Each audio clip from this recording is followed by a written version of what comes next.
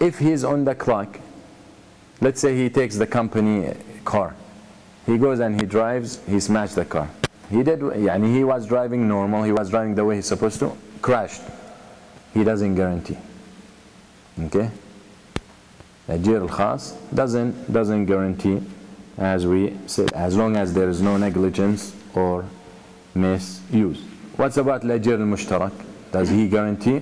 The ulama have two different opinions. Hanafiya wal Malikiyya wal Hanabila said he guarantees. Okay? They said he guarantees. If he causes any damage, he has to guarantee. Yani, you take your clothes to dry cleaner. You have a nice tobe, a nice suit, a nice abaya, whatever. You take it to a dry cleaner private or mushtarak? Mushtarak. So, Shafi'iyya or Hanafiyya, they said that, Hanafiyya and Malikiyya, Hanabila, they said he doesn't guarantee. That means, they said he guarantees.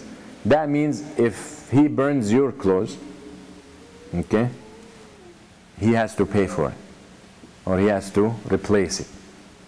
Okay? The other opinion said, no, he doesn't. So in the other opinion, they equal the private with the general independent employee. And Allahu A'lam, this is the right opinion. Okay? The right opinion that neither one guarantees. Okay? Neither one guarantees unless there is negligence. And we both agree, and they both agree, on either one of them, private employee or independent, they both guarantee if there is negligence on their part. But the other ones who have the different opinion about the independent, they said whether he's negligent or he wasn't, he has to guarantee. He burned your suit, he has to guarantee the suit. But the other opinion, which is Wallahu A'lam, yani closer to the truth, if he did his best, yani shrank. So where's the problem? The problem with him, he washed it the way he washed everything else, and it shrank. Now it's small. Okay? So he doesn't, you cannot ask him to guarantee. In the other opinion, they said yes, he does, but the right thing, that he doesn't.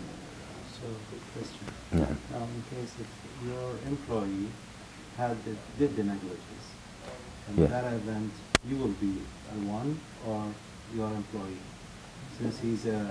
Like in the dry cleaner example, and if someone working in his... Common sense says I would be the owner. Of course, of course. That's the common sense. Now if you now between me and you, yani I'm the suit owner, and you are the dry cleaner owner, I don't care who messed it up in your store. So because I hired you. But now between him, the owner, and the guy who works in him, that's a private employee. So if there is negligence on his employee, then he can ask for the compensation from the employee. But now if... You said the private does not guarantee. If he's not... No, does not guarantee as long as there is no negligence. Yani you work in dry cleaner. You don't own it, you work in it. You come in the morning to turn the let's say the pressure heat, whatever in there, on. It doesn't work. You don't guarantee, that's not your problem. Okay? But you come and you start playing with the fuse and you burn it. That is negligent, it's not of your business. That is where the difference is. Okay? But I cannot come, yani for example, I am a contractor and I hired a guy to work with me. He's my private employee and he works, I pay him salary. And I told him, fix this wall. Okay? He's supposed to make a hole in the wall so we can hang, let's say, a clock on it. So he's hammering, the wall collapsed. I cannot make him guarantee. Alright? And I do not guarantee to the guy who owned the wall because it was a negligence on my part. Alright? Okay. To take it out of his salary, out of his negligence, it would be okay. Yes, yes. If you prove that he was negligent. Yeah, some cases are just straightforward. Yeah. Okay? Yani someone who, delivery guy, works for you, delivery guy. And he has the car, let's say you sell pizza, and you have a car for the store, the restaurant, and you give him the car to deliver. He goes and the speed limit is 40 and he's going 70, so he can catch the next delivery, and he crashes. Of course, that is negligence and misuse on his part. All right, that is called ta'addi. Inshallah, we stop here and we continue next time. Since I brought it up, the rent to lease, there are two types of rent to lease, or lease to own. If the lease and the owning in the same contract, it's haram. If the contract of the lease and the contract to own fall in the same contract, the same صيغة, it's haram. Because the Prophet ﷺ said, لا بيعتان في okay, لا عقدين في بيع. You cannot have two contracts in one sale, in one agreement. So lease is a independent contract, rent and buying is another contract.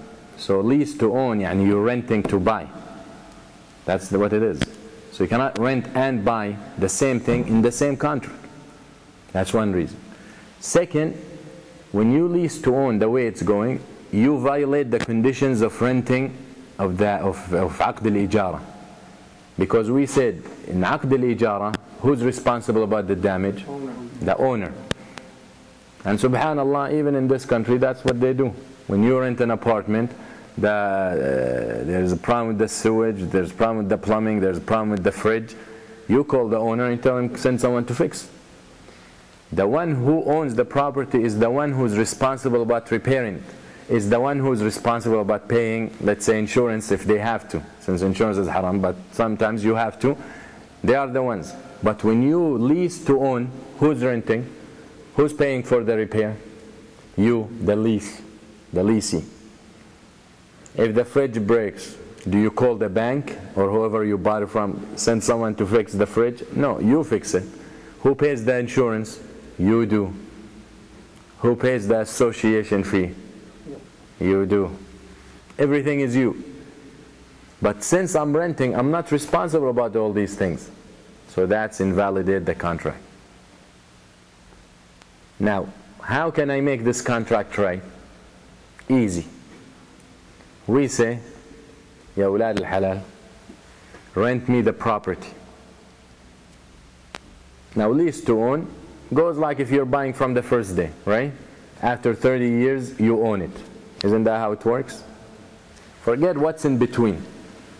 Everything between 90% gonna go toward the rent, and 10% go toward your share of buying. That's how they work. So the first month you own 1%. The next year you're gonna own 2%. So you're gonna pay rent for only 98%. All this, so much confusion. But the bottom line is, if something goes bad and you own only 2% of the house, do you pay for 2% of the repair bill or you pay for the 100%? Exactly. So the point is, how to make this right is we say, Islamically, we say I'm going to sign a lease contract or a rent contract with you for 30 years. The same amount of money that I would pay if I go with the contract lease to own. Okay? But at the end of the contract, I have the right to buy this from you. I have the priority to buy this from you. And we can agree on a buying price, on a sale price for $1. That makes it halal. Or he will say, I want to rent you this apartment for 30 years, and at the end, if you go with 30 years with me, I'm going to give it to you. I'm going to hiba, give it away. That's okay. But to create a contract where there is lease to own, and once you can't pay the lease, you lose everything, all that, that is not permissible. So you see, it's slight changes, and the same contract can turn it from haram to halal. So inshallah we stop here and we continue next time. أقول قولي هذا وأستغفر الله لي ولكم وصلى الله على سيدنا محمد وعلى آله وصحبه وسلم. جزاكم الله خير. السلام عليكم ورحمة الله.